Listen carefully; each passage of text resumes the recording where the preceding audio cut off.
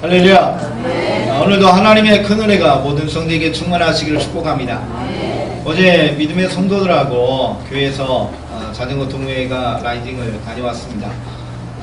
원래 금강을 가려면 금강을 함께 주행하려면 대청댐부터 금강하구트 군산까지 146km를 가는 게 맞는데 그렇게 하기는 저희가 좀 부담이 돼서 부여대교부터 가기로 했지만 너무 짧아서 내산 초등학교부터 시작해가지고 쭉 가보니까 정확히 70km가 됐더라고요.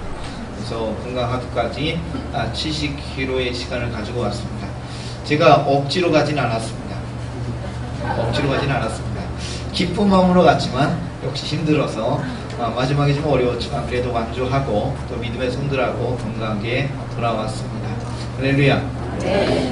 내가 원하는 거, 기뻐하는 거 사람들은요 하지 말라고 합니다. 시간을 좀 내서 내가 좀 그래도 해보고 싶다고 하면서 움직이기도 합니다. 또 아직 되어지지 않은 일이라 할지라도 내가 원하며 내가 소망하면 사람들은요 움직이기 시작합니다. 그래서 사람들의 마음이 움직인다는 건 굉장히 소중하죠. 마음을 움직인다는 건 굉장히 귀합니다. 억지로 해라가 아니라 그냥 마음이 움직이면 자연스럽게 움직이게 되어지죠. 내가 원하는 것, 소망하는 것, 오늘 성경을 통해서 함께 사모하는 것에 대한 이야기들을 나눠보고자 합니다. 지금 대학교를 위해서 우리 학생들이 수시를 접수하고 대학 입시의 과정 속에 들어가고 있습니다. 6장의 카드를 가지고 6곳에 지원을 해서 우리 학생들이 기대합니다. 아마 6곳 다 붙었으면 좋겠다는 소망을 가질 거예요. 우리 아들 딸이 아니니까 소하급지 그렇게 마시고요. 그 중에 만약에 안 되더라도 여긴 꼭 됐으면 좋겠다는 소망이 있을 것 같습니다. 잘 됐으면 좋겠고요. 또 하나님이 도우시고 또 이것을 통해 예수님 잘 믿는 우리 학생들, 이제 청년이 되는 귀한 은혜가 있기를 축복합니다. 우리가 소망하는 것, 우리가 이렇게 됐으면 좋겠다. 그런 마음들이 있습니다. 누가 그러더라고요. 날씬해지기 위해서는 예쁜 옷을 걸어놓고 나도 저 옷을 입으리라. 근데 그런 분이 없으시군요. 아멘 안 들어보니까. 어쨌든 우리가 바라고 소망하는 것이 있으면 사람들이 움직인다라는 것이지요. 우리가 건강을 위해서 많은 사람이 움직입니다. 또 사람들이 우리의 마음의 여유를 위해서, 마음의 평안을 위해서 움직여야 합니다. 예수를 믿지 않는 사람들도요, 육체를 위해서, 정신적인 건강을 위해서 움직이고 있지요. 그런데 영적인 것에 대해서는 우리가 어떻게 하느냐라는 것입니다. 물론 교회 밖에 있는 사람들에게 영적인 이야기를 하면 관심이 없겠죠. 그러나 이 자리에 계신 여러분들은 예수를 믿고 구원받은 영적인 은혜를 경험하는 주의 자녀이신 줄 믿습니다. 그래서 요한 사도가 이야기했죠. 뭐라고 했습니까? 내 영혼이 잘된 같이 범사에 강건하길 원한다 라는 말씀을 했어요. 여러분이 꼭 이 말씀을 기억하셔야 됩니다. 육체가 건강해야 영이 건강하다. 물론 육체도 건강해야 사역을 할 수 있어요. 정신이 건강이 되어야 영적이 건강하다. 물론 이것 또한 인정할 수 있지만 그러나 성경은 순서를 육체도 아니고 정신도 아니고 영이라고 이야기합니다. 영적인 은혜가 있는 자가 하나님의 도심 속에 건강을 유지하고 사명을 감당할 수 있다고 이야기합니다. 이 자리에 계신 우리 믿음의 성도들에게 소망하는 데에 영적인 은혜를 사모하시는 삶이 되시기를 축복합니다. 그래야 하나님의 능력을 통해서 우리가 이 땅을 살아갈 수 있는 것이죠. 오늘 그 이야기를 엘리야와 엘리사에 얽혀있는 이야기로 나눠보고자 합니다. 열왕기상은 엘리야의 사역으로 마치고요. 열왕기하는 엘리야가 엘리사에게 사역에 위임하게 되는 모습을 통해서 시작이 되어집니다. 그러니까 열왕기상하의 기준점이 엘리야에서 엘리사로 넘어가는 모습이다라고 보시면 되는데요. 엘리사가 엘리야를 통해 하나님의 부름을 받아서 사역을 해야 되는데 상당한 부담감을 느낍니다. 앞선 사람이 못하면 뒷사람이요 대충 해도 잘한다라고 칭찬을 받을 수 있는데 앞에 있는 사람이 거장이면 대단한 사람이면 후임자는요 이게 빛이 나지 않아요. 그와 같이 엘리야가 얼마나 강력한 하나님의 역사를 이루었습니까? 그가 기도하니 3년 6개월도 비가 안 내렸고 또 기도하니 비가 내렸고 또 갈멜산의 영적인 전쟁에 승리했던 그 모습을 모든 사람이 알고 있고 엘리사도 알고 있는데 그의 뒤를 이어 이스라엘 민족을 영적으로 이끌어가는 것이 굉장한 부담이 있지요. 우리가 여호수아 이야기도 기억해 봅니다. 여호수아의 말씀 보면 담대하라는 말씀이 아주 강하게 여러 번 등장하게 되는데요. 여호수아 앞에 누가 있었어요? 모세라는 인물이 있었잖아요. 모세가 하나님의 은혜 가운데 기적적으로 애굽 땅에 10가지 재앙이 일어나고 홍해를 건너고 광야까지 여기까지 인도했고 곧 가나안 땅을 목전에 두고 있는 상황 속에서 가나안 땅을 점령하라고 여호수아에게 그 사에게 위임이 일어났는데 모세도 하지 못한 그 일을 내가 해야 되니까 얼마나 부담이 됩니까? 그때 하나님이 담대한 말씀을 주시면서 그에게 함께 하신 이야기를 우리가 기억해 봅니다. 그렇습니다. 오늘 본문의 엘리사가 그런 심정이었어요. 엘리야 뒤에 엘리사가 사역하는 데 부담이 되었어요. 내 능력으로 못한다는 겁니다. 사실 못하죠. 엘리사 개인적인 능력으로 무엇을 얼마나 하겠습니까?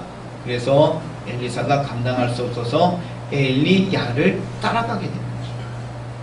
영적인 능력에 사모함이 없이 감당할 수 없다. 하나님의 능력이 없이 우리가 감당할 수 없다는 그 마음을 가지고 엘리사가 엘리야를 따라가는 이야기입니다. 사모하니까 간절히 바라니까 따라가게 됩니다. 오늘 우리가 앞에 있는 성경 말씀을 보면 길갈에서부터 그 발걸음이 시작이 되어집니다. 길갈에서 베델로, 베델에서 여리고로, 여리고에서 요단강으로 인도함 받게 되는 이야기가 말씀에 기록이 되어져 있는데 엘리사는 계속해서 따라갔어요. 계속해서 엘리야에게 임한 하나님의 능력이 내게 임하지 않고는 하나님의 부르신 이 사역을 감당할 수 없다는 마음을 가지고 계속해서 쫓아갔어요. 계속해서 따라갔어요. 여러분, 사모하면 움직이게 됩니다. 사모하면 구하게 되고, 사모하면 우리가 움직이며 일하게 되고 사역하게 되는 거죠. 이 자리에 계신 여러분들께서 영적인 은혜를 사모하시는 은혜가 있기를 축복합니다. 하나님이 그런 이야기 하셨습니다. 구하고 찾고 들으라, 기도하는 내용이죠. 하나님이 말씀하셨습니다. 내게 구하면 응답하시겠다고 이야기했습니다.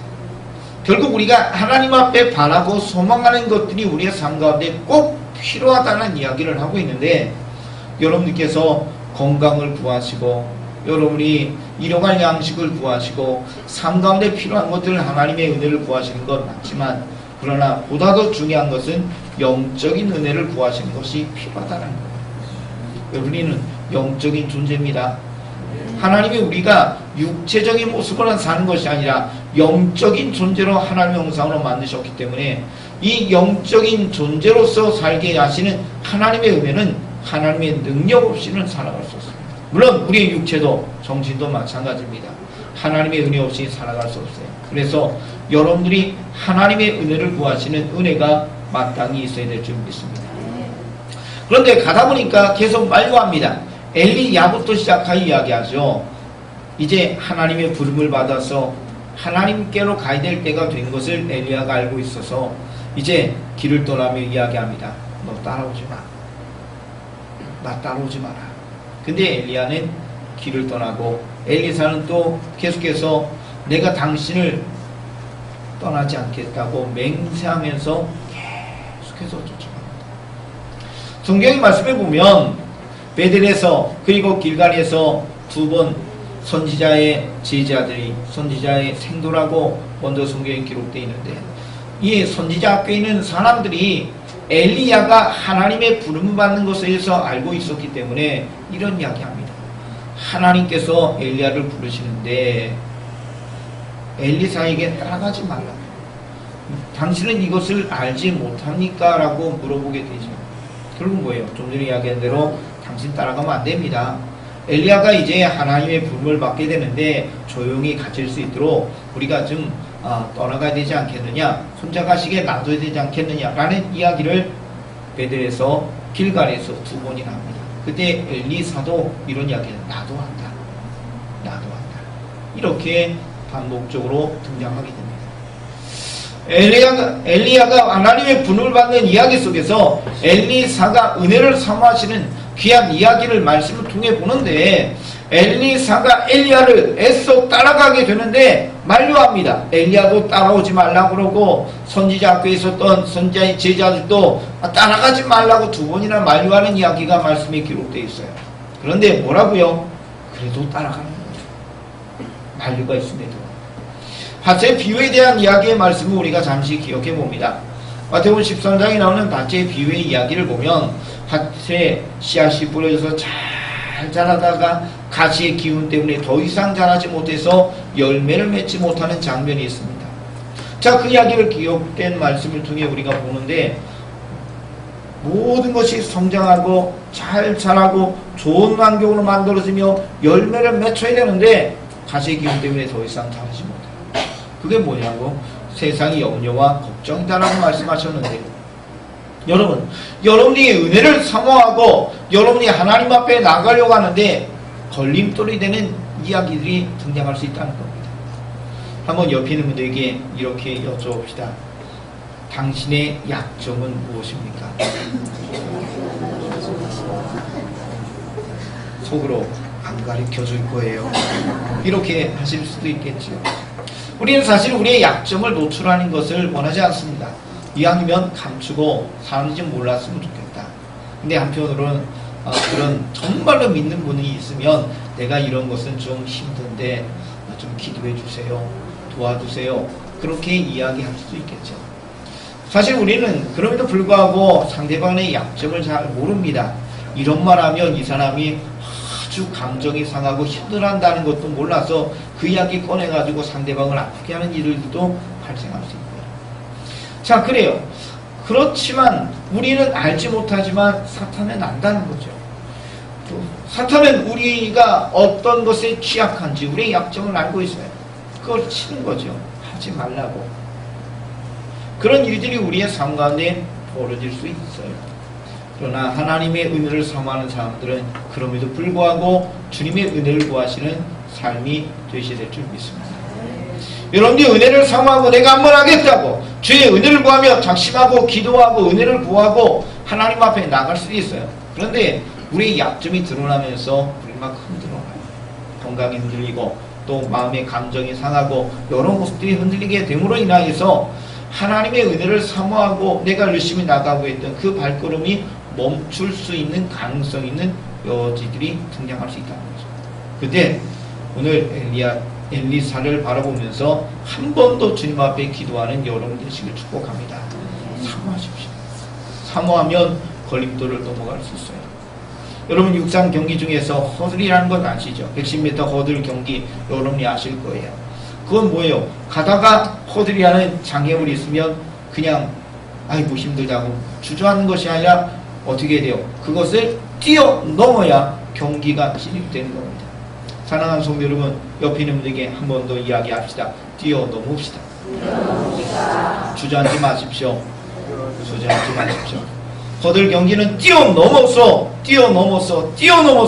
110m를 도달해야 그 경기가 진행이 되는 거죠. 여러분이 하나님의 은혜를 사모하고 믿음으로 나가려고 하는데 마치 허들처럼 우리의 모습을, 우리의 발목을 붙잡아 넣는 그 모습이 등장할 수 있는데 그것을 뛰어넘을 수 있는 여러분 되시길 축복합니다. 그것은 사모함을 통해 이루어진다라는 것이죠. 오늘 엘리사가 그랬다는 거예요. 엘리야도 따라오지 말라고 그러고 선지자 학교에 있었던 선지자 제자들이 따라가지 말라고 2번이나 이야기하는데 그럼에도 불구하고 계속해서 따라갑니다. 왜요? 사모하니까 따라가는 거예요. 우리의 마음에 간절한 사모함이 있으면 우리는 움직일 수밖에 없는 것입니다. 좀 전에 시작하며 드린 이야기지만 억지로 하는 것이 아니라 내가 원하면 하지 말라도 하는 거예요. 그와 같이 하나님의 은혜를 구하는 것이 우리의 삶 가운데 마땅한 일이라면, 우리가 또 해야 될 일이라면 더 사모하시는 여러분이 되시길 축복합니다. 더군다나 사명 감당은요, 내가 할 수가 없습니다. 내가 할 수 없는 일이 우리에게 주어졌을 때 내가 하려고 뛰어들어 봐야 못합니까? 못해요. 그래서 하나님의 도우심을 구할 수밖에 없는 것입니다. 여러분, 내가 못한다고 느껴질 때 더 기도하시는 우리가 되될 줄 믿습니다. 은혜를 구하십시오. 그래서 이제 마지막으로 이야기합니다. 요단을 건너고 나서 하나님의 부름을 이제 옥전에 둔 엘리야가 내가 내게 원하는 것이 뭐냐. 하나님이 나를 부르실 때 이제 너를 떠나가는데 너에게 해줄 일이 뭐냐고 물었을 때 엘리사가 이야기합니다. 당신에게 임한 성령의 역사가 갑절이나 내게 있길 원합니다. 그 고백이죠. 여기까지 따라온 이유가 만류함에도 불구하고 여기까지 따라온 이유가 능력 아니고선 내가 당신의 뒤를 이어 후계자로서 이스라엘을 영적으로 인도할 수 없어요. 내게 능력 주세요. 이런 고백을 하게 된 겁니다. 그때 엘리야가 내가 떠나는 것을 보면 그 은혜가 임할 것이고 보지 못하면 은혜가 임하지 않을 거라고 이야기를 하게 되죠. 그리고 이제 드디어 하나님이 엘리야를 부르시는데 성경에 보니까 불수레와 불말을 통해 회오리 바람을 통해서 그를 하늘로 인도하셨습니다. 창세기 등장하는 에녹과 같이 하나님의 부름을 받게 되는데 죽음을 맛보지 않고 올라간 하나님의 사람으로 등장하게 돼요. 그런데 성경의 말씀에 보니까 이 이야기가 등장합니다. 에테르라는 단어입니다. 성경의 에테르라는 단어는 히브리 원어고 우리말 성경에 겉옷이다라고 등장합니다. 겉옷이 오늘 성경의 말씀에 등장합니다. 엘리야가 하나님의 부름을 받고 올라가는데 겉옷이 떨어지게 된 거죠. 겉옷이 엘리야에게서 걷어져서 지금 엘리사에게 보여지게 되었습니다. 일단은 슬픔이 표현될 수밖에 없죠. 왜냐하면 선생님인 엘리야가 하나님의 부름을 받아 떠나가 더 이상 볼 수 없어서 엘리사는 자신의 슬픔의 표현을 자신의 겉옷을 두 쪽으로 찢었다라고 이야기합니다. 옷을 찢는 건 비통함, 슬픔을 상징함이 이야기하죠. 선생님이 떠나갔으니까 비통함의 상징으로 옷을 찢고 그리고 떨어진 엘리야의 겉옷을 집어들게 되었습니다. 여러분은 어떤 옷을 입으십니까? 지금 저도 가운을 입고 찬양대도 가운을 입었는데 우리가 이 옷을 입음으로써 믿음의 성도들이 함께 예배하는 자리지만 하나님이 특별하게 세우신 목사로서 찬양대로서 기악팀으로 세우신 그 모습을 보게 되죠.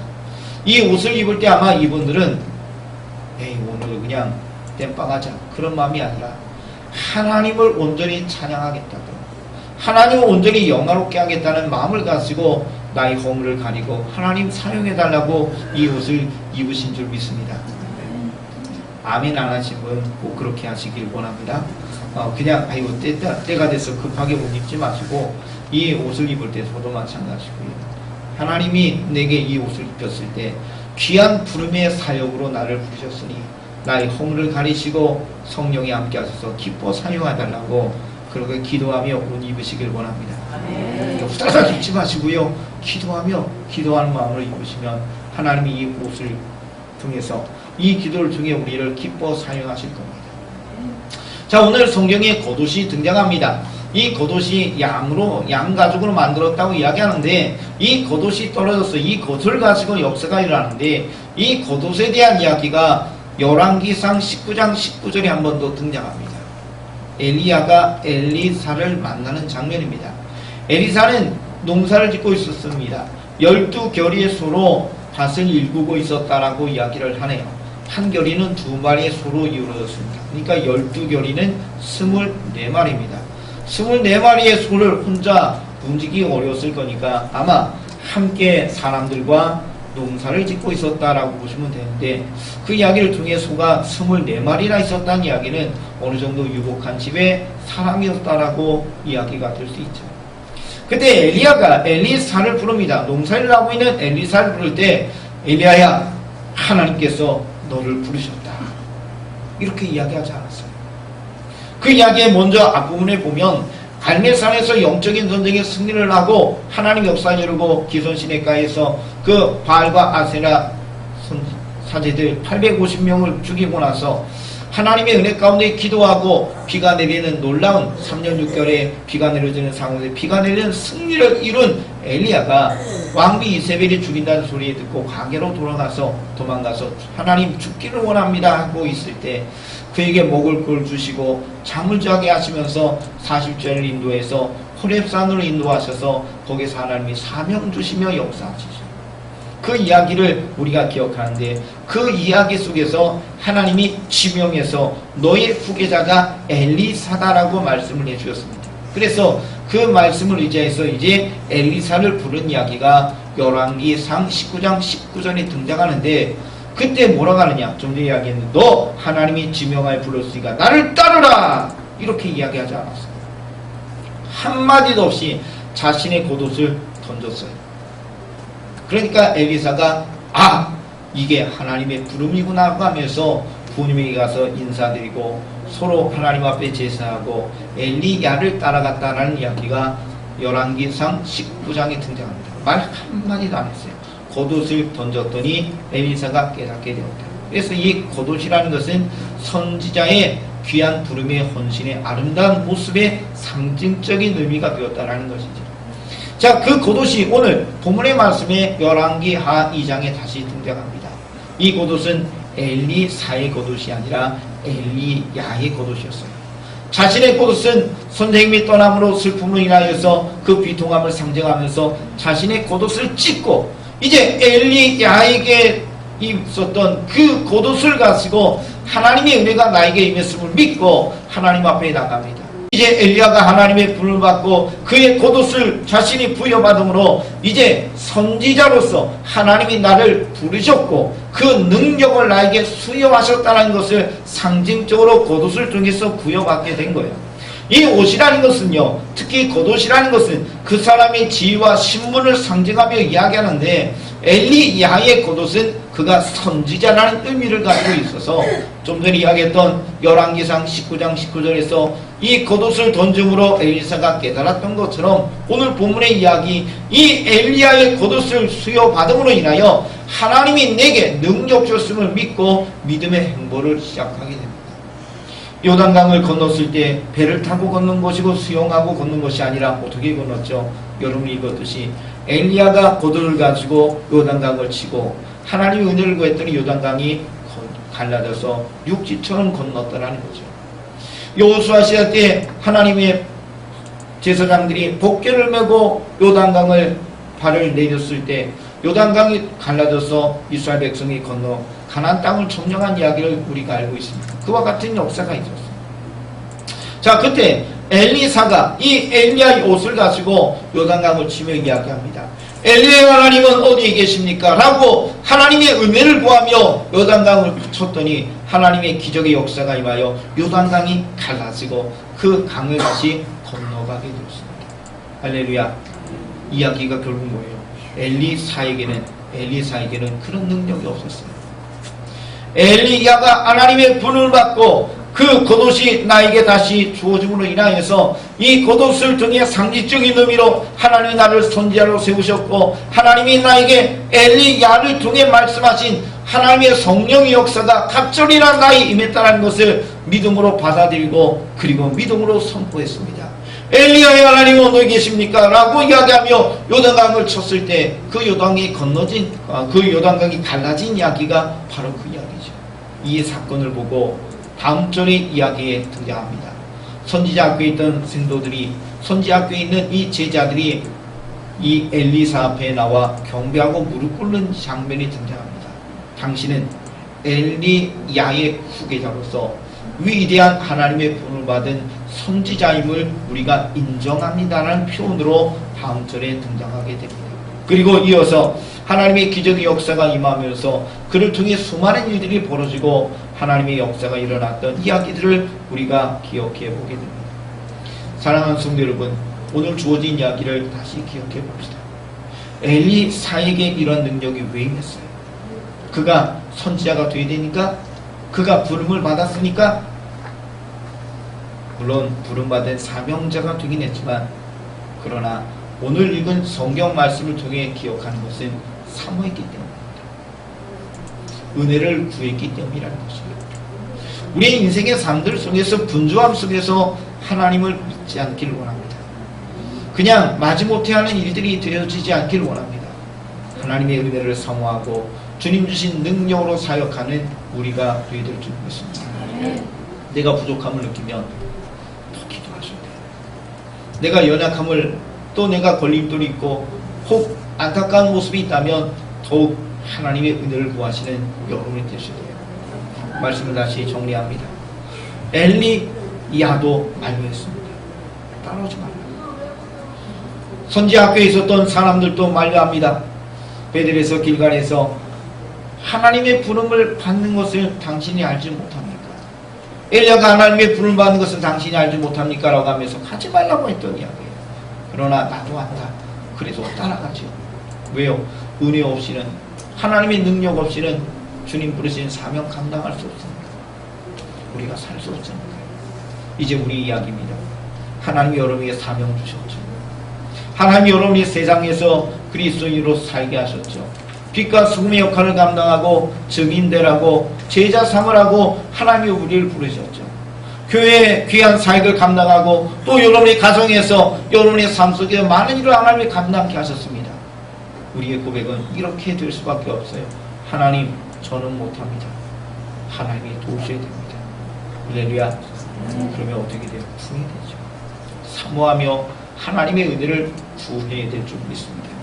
그래서 영적인 능력, 은혜를 사모하시는 여러분 되셔서 하나님의 도심 속에 엘리사처럼 귀한 사역을 감당하고 하나님이 기뻐하는 일을 이룰 수 있는 우리 모든 성도 되시기를 축복합니다.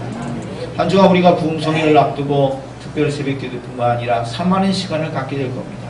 여러분이 준비하시고 사모하시면 위대한 하나님의 역사가 임하는 축복의 시간이 될 거라고 믿습니다. 다시 기억합시다. 사모하셔야 됩니다. 사모하는 심령이 되셔야 됩니다. 그 사모함에 하나님의 능력은 더 강력하게 역사하실 줄 믿습니다. 기도드리겠습니다. 사모하기 때문에 엘리사는 엘리야를 쫓아갑니다. 만류하고 가지 말라고 했던 이야기가 있음에도 불구하고 그래도 엘리야를 따라가는 엘리사의 이야기를 살펴보지요. 주님, 우리에게 사명이 있고 주님이 우리를 사랑하시고 축복하시며 세우신 많은 자리가 있습니다. 그러나 우리는 능히 감당할 수 없음을 먼저 고백합니다. 감당할 수 없기 때문에 하나님의 능력 없이는 이 일을 감당할 수 없기 때문에 그래서 더욱 사모하며 주의 도움을 구합니다. 하나님, 우리에게 갑절로 역사하여 주옵소서. 성령의 역사를 갑절로 더하여 주셔서 능히 감당하여 주께 영광 돌리고 교회를 세우고 가정을 세우는 우리가 되게 하여 주옵소서. 예수님의 이름으로 기도되옵나이다. 아멘.